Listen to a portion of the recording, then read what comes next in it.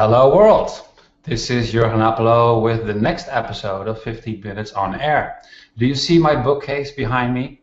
This is just the top of my backlog here in Brussels. The remainder of my backlog is in Rotterdam in the Netherlands. And one part of that backlog is called the Johanna Rothman wing. That is because Johanna Rothman writes a lot of books, and she is so prolific as a writer that I decided to name one wing after her. And I happen to have her here on screen. Hello, Johanna. Hi, Jurgen. It's so nice to be here. Thank you. Thank you for joining. It's good to see you again. So I have a first question for you. I have multiple questions, but my first question for you is, what are the main challenges and obstacles we are facing nowadays as managers?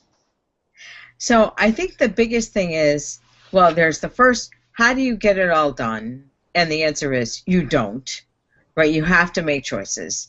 And the second thing is, in Agile, how do you arrange to manage where you're not directly involved in helping people understand what the work is? And I think that how do managers find their place where you create the system of the work for people to do the work in, as opposed to telling people what to do. And that requires a very deft touch. And you really, I think, helped lead the way for this with Management 3.0. I'd like to think that Esther and I did some of that with management behind closed doors, Secrets of Great Management. Stephen Denning, who you had on a couple of weeks ago with the Radical Management business. I think all of us have something to say about this, but when it's time for managers to create the system of management as opposed to telling people what to do, that requires a very different approach to management. And I'm I believe it's called Theory Y person, where you say people want to do a good job. They come to work every day thinking, I'm going to do a great job, as opposed to Theory X people where people believe it's a zero-sum game, right? Theory X people say you have to beat people into submission. They don't want to do a good job. I don't believe that. I believe people really come to work every day thinking, how can I do a great job? And we have to figure out a way to create a system and environment at work that people can do a great job, whether or not you're agile. Yeah. Okay. I'm sorry, I'm interrupting you there. So about creating that system, I totally agree with you there. That's the main responsibility for management. And you wrote several books about the role of the manager, including indeed the one by Esther Derby, Behind Closed Doors. And you're one of the people like me who keep using the word management. I find that interesting because some people are trying to get rid of it. They say we don't need managers anymore, we need leaders, and management is not necessary anymore when you implement holacracy or whatever. What is your idea about that? Is management a thing of the past ultimately? Do we get rid of management in the 21st century? Well, I think that you can push into, and maybe I'm using down, but I think into the teams a lot more of what managers used to do, right? Giving and receiving feedback is something that team members need to do. But the organization, Drucker, I think, said, managers exist to organize purposefully. Right? That organization, that strategic thinking has to come from managers. If team members are so busy producing product and doing the tactical work, who is doing the strategic thinking? Managers. So you might not need a lot of them, but you need some of them. Somebody has to do the strategic thinking. So I don't think that you need hordes of managers, but you need some of them. And what is the right number? I don't know. The golden question, how many managers do we need? It always pops up. Right. It's like the same number. What's the right number of developers to testers? I don't know. Um, how much strategic thinking do you need for your organization? Enough so you get the right amount done. Okay. And if you haven't done enough strategic thinking, you need to do more. And if you are doing enough on an ongoing basis, you probably have enough. So, and what's enough? Well, are you happy with your results? It all goes back to results. So you have to be looking at your results and taking some measures and saying, do we have enough money coming in? Do we know how much money we have coming in? Some people don't even know that. So you have to be measuring all the time and looking back and saying, do we want to go there? And this is why it goes into, are you managing the project portfolio? Right? All of my stuff goes back to all of my stuff. That's good. So you're basically recycling all your own work. That's awesome. That's a major talent as a writer. My next question is about the results. There are well, there are plenty of movements and communities out there focusing on management, and all maybe in different ways. We have, of course, your work, my work, Steve Denning's work, but there are many others. Do you see some as specifically promising in terms of getting results in the management area for the next couple of years or decades? Well, I'm not sure. I would like to say that I play in many of them. I kind of have a toe in all of them. I wish I had been able to go to the original Stus meeting, but I was unable to because I was on vacation with my family. So I think that anything that allows us to treat people as humans and say, how do we advance the state of our organizations so that we make our organizations work for the betterment of the people who buy our products, right? We exist as organizations to make money somehow, whether our organizations are nonprofits or for-profit. We have a customer at some point. So are we delighting our customers? Are we producing something our customers want? And are we doing it in some way that treats the people in our organizations as human?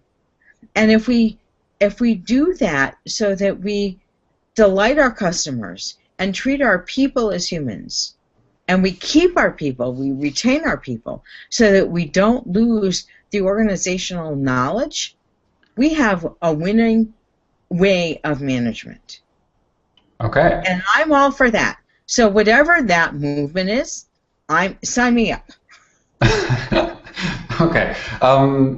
You mentioned treating people as humans, and you also mentioned the name Peter Drucker. And I remember one of his quotes that I have often used is management is about human beings, which has again surfaced as the first line in the Agile Manifesto, which is individuals and interactions over processes and tools. Don't you think sometimes that nothing has ever changed and we knew this all along, but people were just not listening? Well, there's that. Good, we solved that then. It's the implementation that's so hard, right? I mean, I don't think any of us has really forgotten. I think it's just so hard to do this right. We get so, and I see this in my management clients. I have a very active coaching practice, and my coachees are not stupid, but how to do this is so hard for them. How is really, really hard. Yeah, and what I also noticed that many people want very prescriptive ideas to the how. Like I have this idea for kudo cards where people give each other compliments based on tokens of appreciation that have already been implemented by other companies, but then people want to know, do I do this anonymously or not, and should I put it in a central place or in an envelope, or should I do it this or that? They always struggle with the how, where I say, well, experiment, see what works for you, because I don't know, what works for them might not work for you, and the other way around. So the how is indeed a very difficult thing, apparently, for people. It is, and if they've never been exposed to alternatives, it's very scary to experiment. Yeah, exactly. It's time for my last question, Johanna. I saw a video on InfoQ with you, and one of the questions you tackled was that of multitasking. And everyone knows, but few actually adhere to this. But many people know that multitasking is bad. It is bad for productivity. But Johanna, you have 3 blogs, not just 1, 3, and you have lots of books. And actually, Jerry Weinberg, your friend, has this Fieldstone method where he's working on multiple blogs at the same time. Explain this to me. How does that add up? So the reason this works is because I actually am working on several books at the same time, but I work on very small chunks. So I get each chunk to done, and while I'm finishing a book, so I'm finishing Manager Job Search, I don't actually work on any of the other books. So I'm getting Manager Job Search to print right now. I'm not working on Agile Program Management. I'm not actually writing any of the pieces of that. I tried to write a little bit the other day, and I thought, what are you doing? No. You have to focus on getting Manager Job Search to print. You are just dividing your time. You can do other things, but the writing part, the concentrated writing part, you are just silly. So get Manager Job Search to print. Knock that off your list. I use personal Kanban myself to get all of my to-dos done. And that's a personal choice. But I use the Fieldstone method, so I can be writing many things because I write a little small chunk.